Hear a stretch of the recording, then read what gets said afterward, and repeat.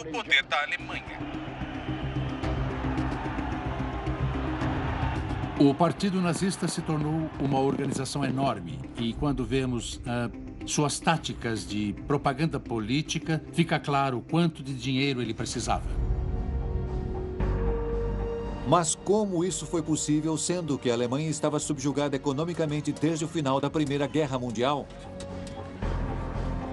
Quem pagou pela enorme máquina de propaganda que ajudou Hitler a se tornar uma sensação midiática, viajar pelo país num avião particular e até criar um exército particular? Ele era respaldado pela petição assinada pelos políticos de extrema-direita, industrialistas e banqueiros. Havia muita gente poderosa apoiando Hitler. Será que Hitler era manipulado por financistas e industrialistas obscuros que financiavam sua ascensão irresistível ao poder? Ou será que era Hitler quem fazia a manipulação? Quando começaram a falar que ele era um fantoche das grandes empresas, Hitler disse: venha ver as contas do Partido Nazista. Você verá que todo o nosso dinheiro vem das taxas de membresia.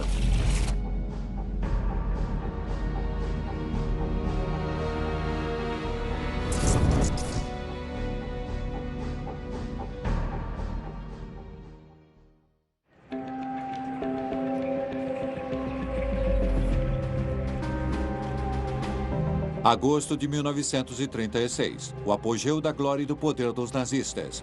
Hitler era o supremo Führer de um Reich alemão ressurgente. Sua economia em crescimento era admirada e invejada pelos líderes do mundo inteiro, que compareceram em peso à épica cerimônia de abertura da Olimpíada de Berlim. Nem mesmo os triunfos do novo astro do atletismo norte-americano puderam estragar a oportunidade de Hitler de se exibir no palco mundial.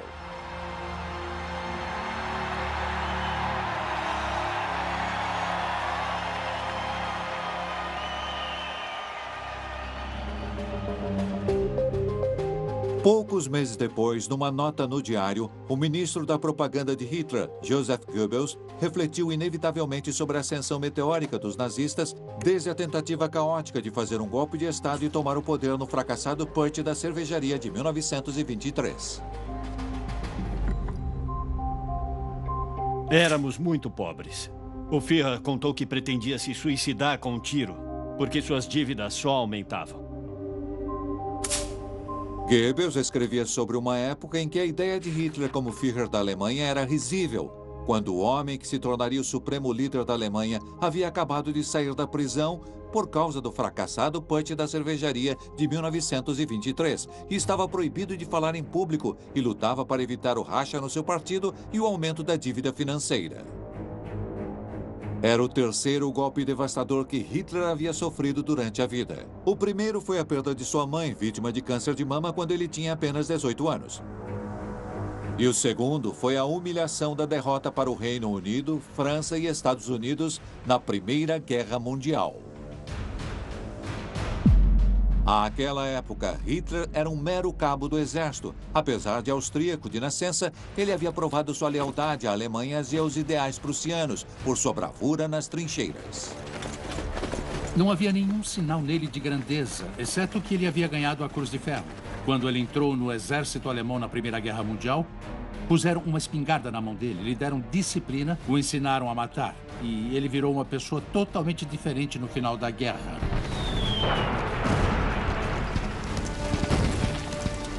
Depois da rendição alemã, Hitler temia seu futuro no exército. O único lugar onde ele até então havia encontrado o propósito e o reconhecimento que procurava. Mas a empobrecida e cada vez mais desesperada República de Weimar seria um solo fértil para suas ideias extremistas.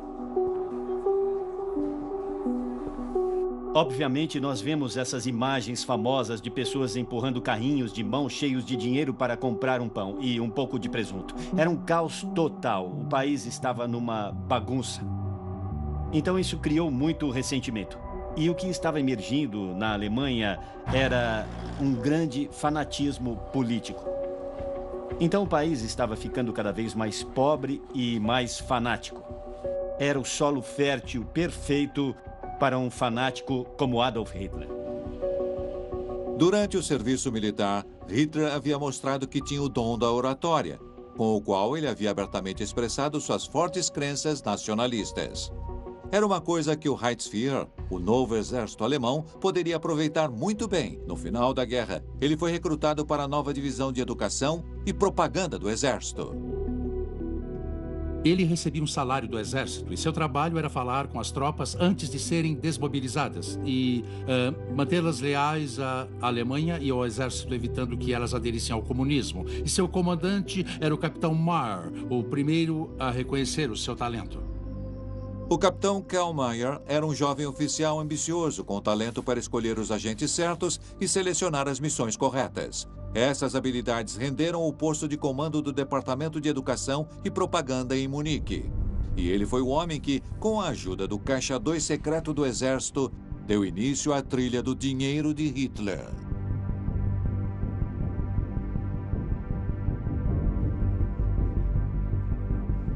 Em 1919, o Tratado de Versalhes havia imposto que o exército alemão ficaria limitado a apenas 100 mil homens. Para contornar esses termos, os oficiais em comando criaram uma reserva de dinheiro especial, que foi mantida embaixo do nariz da Comissão de Supervisão dos Aliados e financiou uma reserva secreta do exército chamada Black Reichsführer. A reserva era formada principalmente por organizações paramilitares particulares nacionalistas, compostas por soldados desmobilizados da Grande Guerra e conhecidos como Freikorps, que eram usados para combater e conter um número crescente de revoltas comunistas nas ruas. Não há dúvida de que esses grupos paramilitares eram financiados pelo exército, porque o exército tinha a intenção de inibir o socialismo. De certo modo, o exército alemão era como um Estado dentro de um Estado. Era como dizer, olha, nós mandamos aqui, queremos influenciar a escolha de quem governa a Alemanha. Foi por isso que o exército se envolveu. O Black Reichsführer também foi usado para se infiltrar em organizações políticas emergentes e bloquear aquelas que poderiam representar uma ameaça potencial ao exército ou apoiar aquelas que simpatizavam com seus objetivos, por exemplo, o Partido Alemão dos Trabalhadores. Mandaram Hitler ir a uma reunião desse Partido Alemão dos Trabalhadores, liderado por Anton Drexler. E ele foi. Na verdade, era para ele agir como espião e colher informações. E foi assim que Adolf Hitler foi convidado para participar do Partido Alemão dos Trabalhadores, conhecido pela sigla DAP, que por fim se tornou o Partido Nazista. Karl Mayer confiou na capacidade de seu agente e pagou 20 marcos de ouro a mais por semana, além do salário, para que esse jovem cabo ajudasse na expansão do partido inexperiente. O investimento de Mayer valeu a pena. Em poucas semanas, Hitler organizou seu primeiro discurso público em 16 de outubro de 1919, diante de uma plateia de 111 pessoas. Em 20 de fevereiro do ano seguinte, mais de 2.000 pessoas ouviram a apresentação do programa dos 25 pontos do partido no Hofbrauhaus, em Munique. Hitler logo se tornou o famoso orador do partido, cativando plateias ávidas por alguém que pudesse mostrar uma nova direção. Em 1921, Hitler foi eleito líder do então renomeado Partido Nacional Socialista dos Trabalhadores Alemães, e sua rápida ascensão à proeminência seria notado pelos primeiros potenciais financistas sérios do partido. Tendo ajudado a dar fama ao renomeado Partido Nacional Socialista dos Trabalhadores, o astro da oratória, o cabo Adolf Hitler, atraiu a atenção de alguns círculos inesperados. Hitler já havia conseguido o apoio dos empresários locais nos primeiros anos, mas não eram grandes empresários, eram de empresas médias e pequenas. Dentre as empresas estava uma editora de Munique de nome Bruckmann, ou a herdeira do fabricante de piano Bechstein, que apresentou Hitler à sociedade de Munique e, com certeza, o ajudou financeiramente. Então havia aqueles que, além de financiar Hitler pessoalmente, também se tornaram captadores de fundos para o partido. O primeiro foi Dietrich Eckart, um dos membros fundadores do partido e uma figura paterna para Hitler, que apresentou seu protegido ao escalão mais alto da sociedade alemã. Depois havia Emil Ganser, o homem que apresentou os nazistas à comunidade empresária de Berlim, organizou palestras e viagens à Suíça para angariar fundos. Havia também Ernest Hanfstaengl, que emprestou $1000 americanos para tirar o jornal do partido da falência e se tornou um dos confidentes próximos de Hitler. Kurt Ludeck, um dandy obscuro que fez uma pequena fortuna com jogos e com negócios suspeitos e se tornou o captador internacional de fundos e o homem que uniu os nazistas aos fascistas italianos. E também Max Irving Schubner-Richter, um germano báltico que lutou contra os bolcheviques durante a Guerra Civil Russa e se tornou um elo importante com as famílias russas brancas exiladas por toda a Europa. Contudo, todo o dinheiro angariado ainda era insuficiente para cobrir todas as despesas crescentes do partido. Quando falamos das influências de Hitler em termos de dinheiro, precisamos ser claros sobre como o dinheiro era doado. E, nesse sentido, estamos falando de quantias minúsculas. Isso ajudou Hitler a se manter. Hitler não tinha emprego e não pediu um seguro-desemprego, portanto, precisava de dinheiro. Doações maiores em pouco tempo começaram a surgir e, quando chegaram, vieram de uma fonte improvável. Se lermos o New York Times de 20 de dezembro de 1922, exatamente nesta data, saiu um artigo acusando ninguém menos que o muito rico e um famoso industrialista americano, Henry Ford, de apoiar os nazistas. Dentre os primeiros apoiadores mais fervorosos e proeminentes no começo da década de 1920 estava Winifred Wagner, a nora do famoso compositor Richard. Enquanto viajavam pelos Estados Unidos no começo da década de 1920, os Wagner foram convidados para um jantar na propriedade do famoso fabricante de carros norte-americano Henry Ford. Depois, quando entrevistada pelo escritor e historiador James Poole, a senhora Wagner confirmou os rumores. Durante as entrevistas com a senhora Wagner, que era nora do compositor Richard Wagner, eu perguntei a ela: algumas pessoas acham que Ford deu dinheiro a Hitler. E ela respondeu: eu sei que ele deu. Eu perguntei: e como você sabe? Ela respondeu: fui eu que intermediei. O dinheiro foi transferido por um funcionário de Ford chamado Boris Brazel. O Brazel havia sido promotor russo e depois ele fugiu da Rússia. Escapou com sucesso e foi trabalhar para a Ford. Então, foi Boris Brazel que carregou o dinheiro dos Estados Unidos para a Alemanha, onde foi dado a Cyril Romanov, que era o pretendente ao trono, e passou o dinheiro para Ludendorff e, por fim, para Hitler. Nunca foi vista nenhuma prova disso, não havia documentos. Felizmente, eu tinha 20 e poucos anos quando entrevistei a senhora Wagner, e ela tinha por volta de 80 anos. Depois de alguns anos, ela faleceu. Então, ela era o último elo vivo que sabia disso. Um nome dessa transação secreta que depois desempenhou um papel crucial na trilha do dinheiro de Hitler foi Erich Ludendorff. O general Ludendorff, um herói de guerra alemão de grande reputação, se tornou um importante elo entre as organizações militares de direita, como os nazistas, e os industrialistas proeminentes, como o magnata alemão do aço Fritz Thyssen.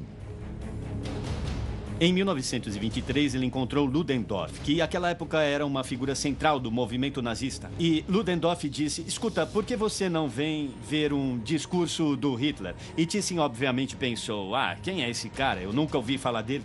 Thyssen era extremamente antissocialista. Era também antiparlamentarista e tinha altas expectativas de um líder forte restabelecer a Alemanha como a força política e militar e lutar contra a democracia social, os comunistas e os sindicatos. Eu segui seu conselho. Fui a várias reuniões públicas organizadas por Hitler. O que mais me impressionou foi a ordem que reinava nessas reuniões, a disciplina quase militar dos seus seguidores.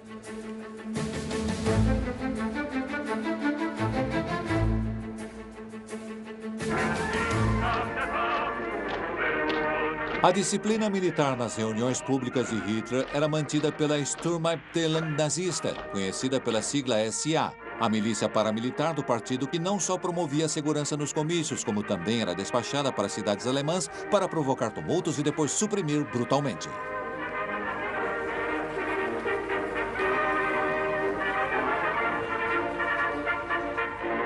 Existe uma música famosa do Elton John que traduzida significa sábado à noite ótimo para lutar. Mas na República de Weimar, toda noite era ótima para lutar, porque havia lutas o tempo todo, uma violência tremenda. Foi o nacionalista alemão e confidente de Hitler, Kurt Ludwig, que fez esse bando brigão de nazistas alcançar um nível maior. Ele sozinho financiou os primeiros uniformes, armas e logísticas e designou como chefe um velho camarada de Hitler e um dos primeiros membros do partido, o capitão Ernst Röhm. Ernst Röhm foi uma das figuras principais do Reichswehr, do exército. Ele era, na verdade, o comandante de Hitler. Então ele já estava nesse partido alemão dos trabalhadores. Nós não sabemos se estava infiltrado no partido, mas há boas provas de que estava sim.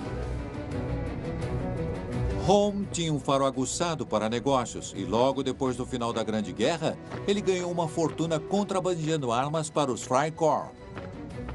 Todas suas negociações eram clandestinas e totalmente ilegais. Sua eficiência em transportar armamento ilegalmente embaixo do nariz das autoridades conquistou para ele o respeito do Black Reichswehr, o que, por sua vez, permitiu que ele recrutasse soldados militares experientes para a causa nazista. Röhm, sem dúvida, tinha acesso a armas. Ele tinha acesso a, por exemplo, era importantíssimo para Hitler conseguir mobilizar esses homens e ir de cidade em cidade. Röhm tinha acesso a caminhões para suprir esses homens. Era uma figura importante desde o começo. Não existem provas, na verdade, ligando pagamentos do exército a Röhm e depois ele pagando soldos a essas tropas de assalto. Não, as tropas de assalto pagaram taxas de membresia para o partido nazista.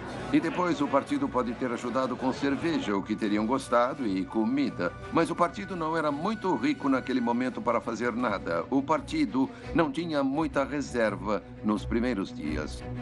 Com Röhm agora a bordo e o eixo Thyssen-Ludendorff estabelecido, eles tinham o começo de uma rede de figuras militares de alto escalão e industrialistas que poderiam fornecer um fluxo estável de dinheiro e homens para a causa nazista. Fritz Thyssen, em particular, estava agora preparado para fazer uma grande aposta em Hitler e nos nazistas. Eu lhe dei cerca de 100 mil marcos de ouro. Essa foi minha primeira contribuição para o Partido Nacional Socialista. Esses fundos, no entanto, não entreguei nem para Hitler, nem para Schottmann-Hicha, mas para Ludendorff, quem eu desejava que usasse da melhor maneira possível. Eu não examinei os detalhes dos planos esboçados por ele e Hitler. Eu já havia dito que não queria me envolver com política. E Hitler e Ludendorff tinham um plano audacioso para investir o dinheiro de Thyssen de imediato. Ele ficou sabendo da marcha sobre Roma de Mussolini, então ele sabia que o fascismo estava em ascensão e começou a ter uma ideia semelhante. Queria tomar o governo bávaro local e depois marchar sobre Berlim. Encorajado pela jogada dramática de Mussolini, Hitler saiu às ruas de Munique em 9 de novembro de 1923, com 3 mil soldados e suas tropas de assalto, apoiados por Ludendorff e outros nacionalistas proeminentes, exigindo que o partido nazista fosse empossado como novo governo da Bavária. Mas, diferentemente do partido de Mussolini, não havia apoio público aos nazistas e não havia revolta popular em seu favor. Pelo contrário, a polícia armada foi enviada para dissolver essa revolta. A violência consequente causou 14 mortes nazistas e Hitler e seus colegas da liderança fugiram. Todos eles foram presos e processados como conspiradores por tramar um golpe contra o governo. Com Hitler na prisão e os nazistas desacreditados, ele e Thyssen tiveram que tomar caminhos diferentes. Mas não por muito tempo. Depois de cumprir 9 meses de reclusão na prisão de Landsberg, Hitler sabia exatamente o que ele precisava fazer para restaurar sua fortuna e a dos nazistas.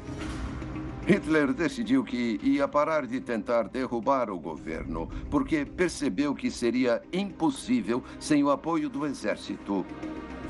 Ele não podia tentar fazer isso através de uma revolta civil, então mudou de tática. Resolveu que tomaria a via legal até o poder. Ele ia criar agora um partido político de verdade, com taxas de membresia e organização. Ia lutar nas eleições, ia precisar de dinheiro e ia tentar vencer nas urnas e chegar ao poder legalmente. Agora isso é importante porque ele desistiu de ser um lutador de rua e revolucionário para ser um manipulador. Seu único foco era fazer o Partido Nazista crescer. E ele era esperto para escolher bons empresários como aliados. Por exemplo, uma figura central era um homem de nome Max Amann. Max Amann havia sido gerente de banco e sargento-mor de Hitler durante a guerra. Hitler escolheu as pessoas em quem poderia confiar cegamente. De fato, Max Amann não poderia ser um gerente melhor para o partido, já que ele era exatamente o oposto de Hitler. Ele era extremamente organizado e trabalhador, e sua experiência bancária o permitia obter crédito em bons termos. Também foi confiada a ele a administração da imprensa de propaganda nazista. Enquanto Hitler pensava no conteúdo, Amann pensava em vendas e distribuição. E foi assim que ele teve uma nova ideia. A ideia da farsa do punch da cervejaria, que nas mãos de Amann ficou mitificada como um ato de supremo autossacrifício de Hitler e dos nazistas. É por isso que eles eram políticos incríveis. Depois eles transformaram aquele desastre em um momento importante, um momento de triunfo. Um momento central no estabelecimento desta nova religião política. Então, quando Hitler foi preso, parecia que ele tinha se tornado uma figura que era comparada com o Cristo. Ele estava sofrendo por sua política. Era ele próprio quem estava se sacrificando. Para os nazistas, não existia má publicidade. E Amann acreditava que eles poderiam aproveitar aquela oportunidade. Então encorajou Hitler a trabalhar em sua autobiografia na prisão. O livro foi publicado no verão seguinte à libertação de Hitler, intitulado Mein Kampf, ou Minha Luta. Hitler apostava no livro como um manifesto político para a nova direção do partido. Já Amann pensava nos lucros. Embora seu impacto inicial tenha sido decepcionante, com o tempo rendeu milhões para Hitler. Na verdade, Mein Kampf não vendeu muito bem no começo. Acho que vendeu cerca de 10 mil exemplares entre 1925 e 27. Não foi um best-seller, digamos assim.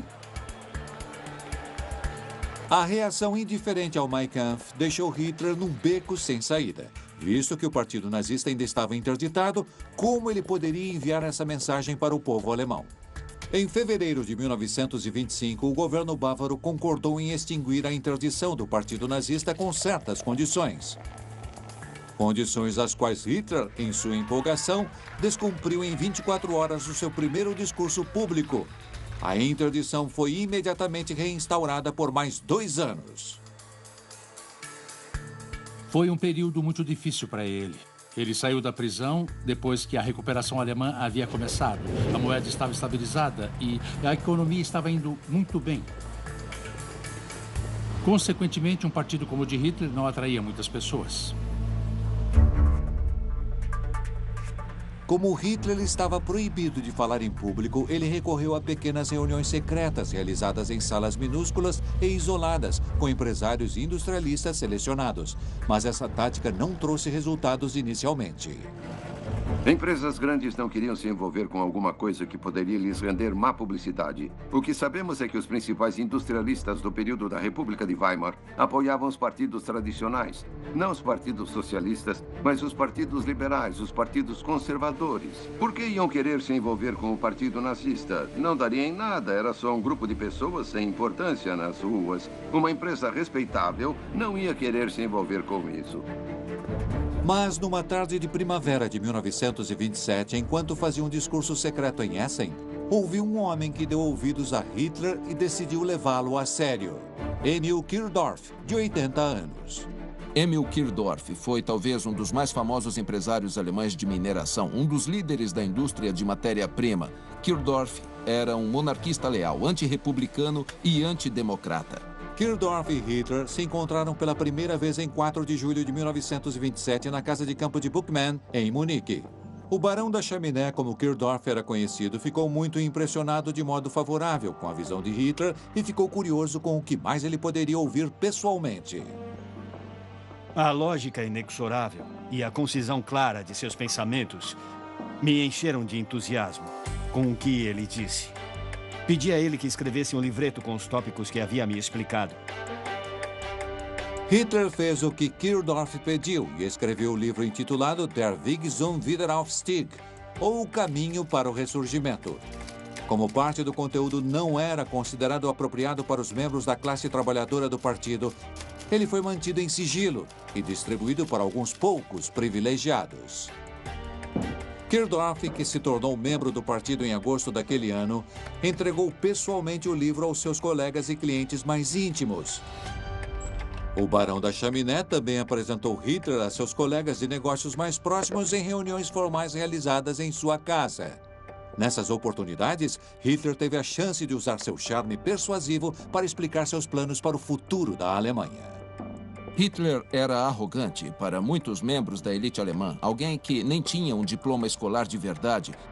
Hitler era, a princípio, considerado um novo rico, mas ele conseguia impressionar empresarialmente com seu conhecimento do estado da economia da Alemanha.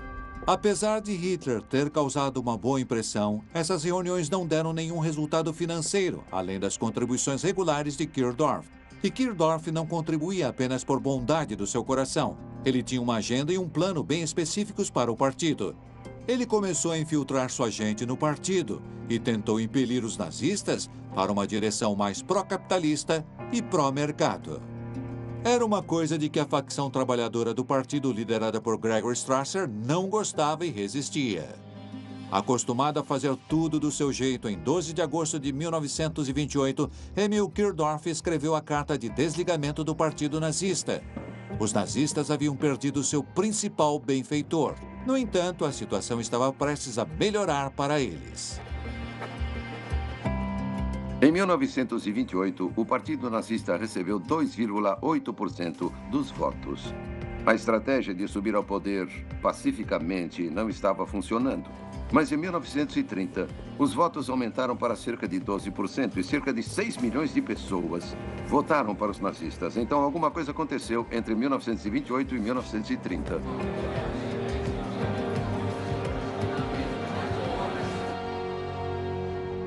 O que aconteceu foi um colapso econômico global. Em 29 de outubro de 1929, a Bolsa de Valores norte-americana quebrou e a Grande Depressão teve início. A Alemanha estava numa crise econômica profunda, como nos bons velhos dias antes do putsch da cervejaria, quando os nazistas haviam começado a ficar populares. Havia um temor crescente entre os fazendeiros, artesãos e varejistas de perder seu ganha-pão. Isso reforçou as restrições e ressentimentos já existentes para com a República Democrata. Por causa dessa situação política muito difícil, o governo do Reich não conseguiu também enfrentar a crise de modo eficaz. Por outro lado, até aceitou para forçar uma redução e, por fim, a abolição das indenizações de guerra. Então, Hitler foi, sem dúvida, o maior beneficiário desta grande crise econômica dentre todos os políticos alemães. O medo e a agitação crescente com o declínio econômico funcionaram como ímãs para a causa nazista. Quando surgiu a oportunidade de compra da recentemente desocupada Palais Barlow em Munique, mansão batizada em homenagem ao proprietário inglês, Hitler enxergou como o lugar ideal para a nova sede do partido, porém, mais uma vez, o dinheiro era um problema. Hitler procurou de novo Kirdorf atrás de dinheiro, e Kirdorf enfrentava problemas empresariais. Então, Kirdorf o passou para Thyssen. Kirdorf organizou uma reunião com Fritz Thyssen e Rudolf Hess no fim de 1928, mas Thyssen não estava tão empolgado para doar seu dinheiro. Então optou por facilitar um empréstimo bancário generoso de um banco holandês. Thyssen estava de novo na trilha do dinheiro de Hitler. Então ele se tornou muito rapidamente um grande financiador do Partido Nazista. E até admitiu isso em sua biografia. Ele a denominou Eu Financiei Hitler. Ele afirmou que doou mais de 1 milhão de marcos para o movimento nazista. Então o dinheiro de Thyssen era muito importante. Em 1929, quando a Alemanha não estava pagando os empréstimos, os aliados reorganizaram o sistema de pagamento no que ficou conhecido como Plano Young. Embora tenha reduzido a dívida, foi um fardo mais pesado para o país em longo prazo. E muitos alemães, principalmente do mundo dos negócios, eram contra isso. Thyssen era um deles, e foi quando ele decidiu se juntar aos nazistas com um antigo aliado político dele, o líder do Partido Popular Nacional Alemão, Alfred Hugenberg. Hugenberg era um homem rico, não um industrialista, mas era um magnata das comunicações. Ele tinha cinemas e jornais por toda a Alemanha. E ele era realmente o líder da direita nacionalista. Thyssen e Hugenberg já tinham a maior organização paramilitar de direita do país, denominada Stahlhelm, e a Liga Pan-Germânica numa coalização contra o Plano Young. Mas eles sentiam a falta do apoio da classe trabalhadora que Hitler e os nazistas poderiam emprestar para sua causa. Embora a aliança com os nazistas tenha ajudado a criar uma coalização muito maior contra o Plano Young, essa aliança deu a Hitler o que ele ansiava, a estabilidade financeira. Daremos continuidade à nossa propaganda à custa dos outros. Pelo menos estamos ganhando acesso aos fundos que até agora eram reservados para os nacionalistas alemães. Em 9 de julho de 1929, Hitler e os nazistas participaram do comitê para apoiar uma nova lei, a Lei contra a Escravização do Povo Alemão, projetada para minar e, por fim, destruir o Plano Young. A Lei da Liberdade, como ficou conhecida, pedia não só a rejeição do Plano Young, como também o cancelamento imediato de todas as indenizações de guerra. A lei foi submetida ao voto popular no referendo nacional realizado em 22 de dezembro daquele ano. Hitler apareceu nos cinejornais e em todos os cinemas de Hugenberg. E foi um grande avanço. Embora a Lei da Liberdade não tenha sido aprovada, os nazistas tinham muitos motivos para comemorar. A fama, o número de membros e o dinheiro deles haviam crescido como nunca. Quanto piores as coisas ficavam com a Grande Depressão, melhor era para os nazistas. Quando, em setembro de 1930, o governo entrou em colapso por causa da crise econômica e novas eleições foram convocadas, os nazistas se tornaram o segundo maior partido no parlamento com 107 cadeiras. E nesse período, a mensagem de Hitler começou a se espalhar. Eu sou o Salvador. E se espalhou primeiro, não nas cidades, mas nas áreas rurais, porque as áreas rurais sofriam ainda mais com a depressão. O sucesso nazista nas eleições atraiu a curiosidade de uma figura proeminente, que mudou as políticas econômicas nazistas, o presidente do Reichsbank, Hjalmar Schacht. Como Thyssen e os nacionalistas, o próprio Schacht era um crítico do Plano Young e renunciou ao cargo de presidente do Reichsbank no fim de 1930 e começou a viajar o mundo fazendo campanha contra. Durante uma viagem aos Estados Unidos, Schacht leu Mein Kampf e começou a ver Hitler e a situação na Alemanha de uma perspectiva diferente. Desde 1932, Schacht tentou influenciar a convicção política de Hitler como conselheiro informal de Hitler e tentou treinar Hitler para ser um futuro chanceler econômica e politicamente simpático. Depois de voltar à Alemanha, Schacht foi a um jantar na casa de seu amigo, o gerente de banco Emil Georg von Strauss. Entre os convidados, ele encontrou alguém que já era uma figura proeminente na trilha do dinheiro de Hitler, o ás da aviação da Primeira Guerra Mundial, transformado em socialite político nacionalista, Hermann Göring. Göring foi em 1923 representante de algumas empresas de aviação no exterior, principalmente na Suécia. Göring também tinha boas relações em círculos comerciais por causa do seu histórico social e era considerado nos círculos comerciais como sensato e favorável ao comércio. Göring, o ás da aviação da Primeira Guerra Mundial, era uma figura famosa e, ao lado de sua esposa aristocrática Karin, eram socialites ativos que podiam andar em círculos ainda mais próximos de Hitler. Ele provou ser uma peça fundamental no plano de Hitler para alcançar grandes empresas. Em 5 de janeiro de 1931, os Göring fizeram um jantar de Ano Novo em sua casa extravagantemente reformada. Entre os convidados estavam Thyssen, Adolf Hitler e Hjalmar Schacht. Foi a oportunidade ideal para Hitler impressionar e ele não decepcionou. Tudo o que ele disse, ele declarou como verdade irrefutável. Mas suas ideias não eram irracionais. Com o ex-chefe do Reichsbank agora do seu lado, junto com um dos principais industrialistas e herói de guerra do país, Hitler estava finalmente progredindo.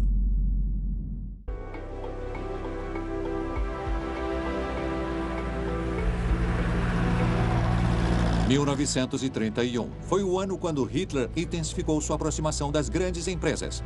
Cruzando o país de lado a lado, ele parava em todos os lugares que podia para promover palestras públicas, recepções e jantares, tentando forjar novas alianças e angariar doações para o partido.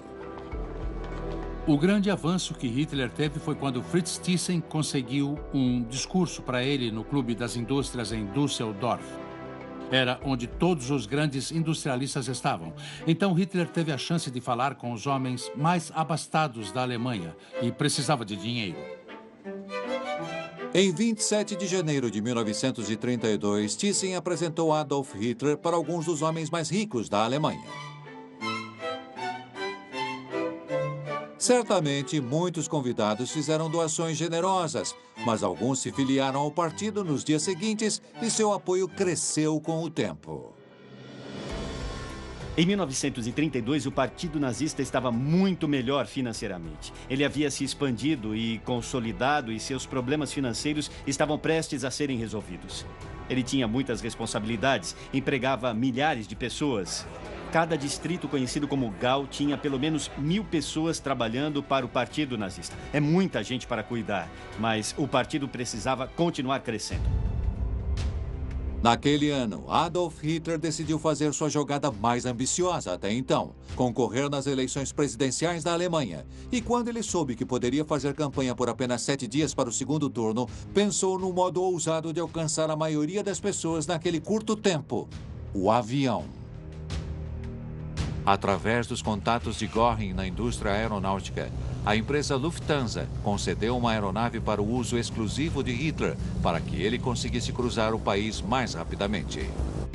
Ele também teve a boa ideia de divulgar esse voo na mídia, produzindo o filme Hitler über Deutschland.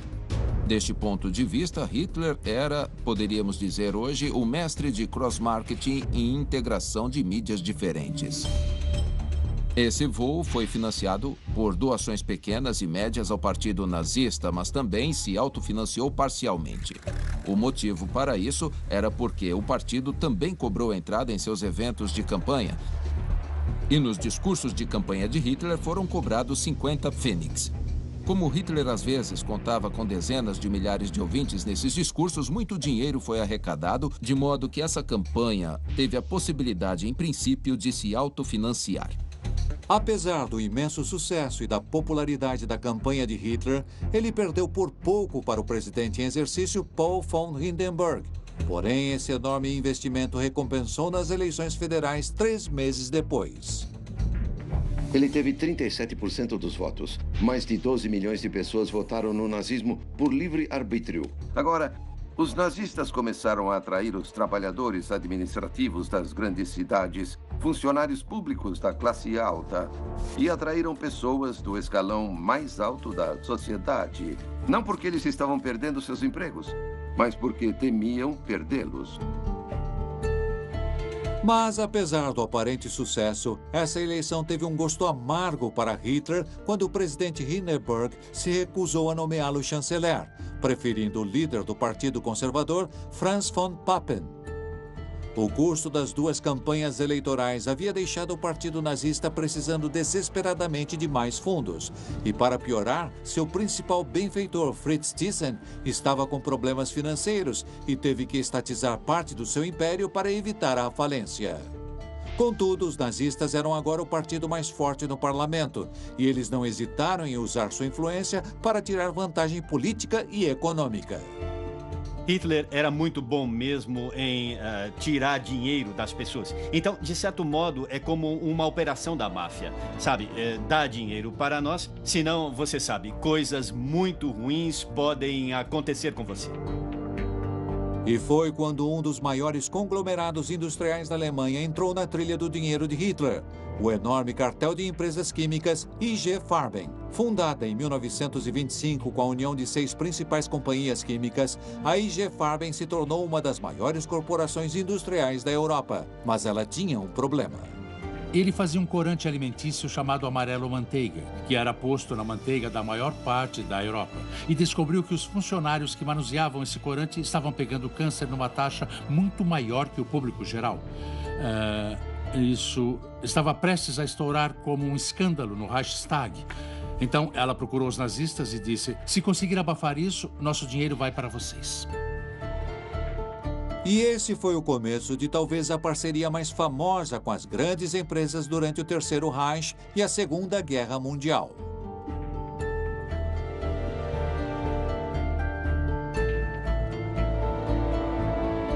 Essa é uma empresa que realmente se envolveu com o regime de Hitler. Ela ajudou a financiar o campo Auschwitz-Birkenau. Podemos dizer que foi uma atividade estatal e de iniciativa privada na qual a SS e a IG Farben uniram suas forças. É uma empresa que podemos chamar de parceira no crime. Com o respaldo da IG Farben, os nazistas usaram sua força no Reichstag para derrubar o governo de von Papen num voto sem confiança. Novas eleições foram convocadas e Hitler e os nazistas foram novamente os vencedores, embora com uma maioria levemente reduzida. Foi quando Fritz Thyssen e Hjalmar Schacht puseram em prática uma estratégia crucial para pressionar o então presidente Paul Hindenburg a nomear Hitler chanceler. Eles redigiram uma petição intitulada Industrialeneingabe. Esta petição havia encontrado muito menos apoiadores do que os autores Fritz Thyssen e Hjalmar Schacht esperavam. Naquele tempo, a maioria da elite econômica alemã não queria se comprometer com o chanceler Hitler, porque ele ainda era considerado imprevisível e eles não sabiam se ele usaria seu poder com responsabilidade. O antigo presidente, mais uma vez, se recusou de forma obstinada a nomear Hitler chanceler. Apesar de ter ganhado a última eleição, Hitler estava numa situação muito pior que antes. Para conquistar novamente a iniciativa política, ele precisava de um milagre. E o santo que fez esse milagre foi ninguém menos que o ex-chanceler von Papen, quem os nazistas haviam ajudado a derrotar no verão anterior. Von Papen estava desesperado para encontrar um caminho de volta ao poder e achou que poderia ter êxito convencendo Hitler a aceitar ser vice-chanceler do Estado, sendo ele o chanceler. Mas Hitler estava pronto para esta oferta e disse a Von Papen que só concordaria com tal acordo se ele, Hitler, fosse nomeado chanceler e Von Papen vice-chanceler. Von Papen, ingenuamente pensando que com a ajuda de Hindenburg conseguiria controlar Hitler e os nazistas, estupidamente concordou. Em 1933, von Papen desejava apoiar um governo com Hitler. Como chanceler, Hitler sempre dizia tudo ou nada. Ou eu viro chanceler do Reich ou permaneço na oposição. Von Papen e Alfred Hilkenberg aceitaram. Agora sabemos que foi um grande erro. Depois de 13 anos de luta por cada centavo para manter o partido vivo, a ascensão de Hitler ao poder foi conquistada com uma coisa que nenhum dinheiro no mundo podia comprar: a ingenuidade de von Papen. Poucos dias depois, von Papen se encontrou com o presidente Hindenburg para expor o seu caso. Ele falou para Hindenburg: em 6 meses vamos deixá-los encurralados como um rato. E Hindenburg respondeu: tá bom, eu vou fazer isso, mas Deus me ajude se estiver errado. Deus o ajudou de fato. Seu único consolo foi que não viveu para ver a catástrofe que ele havia iniciado.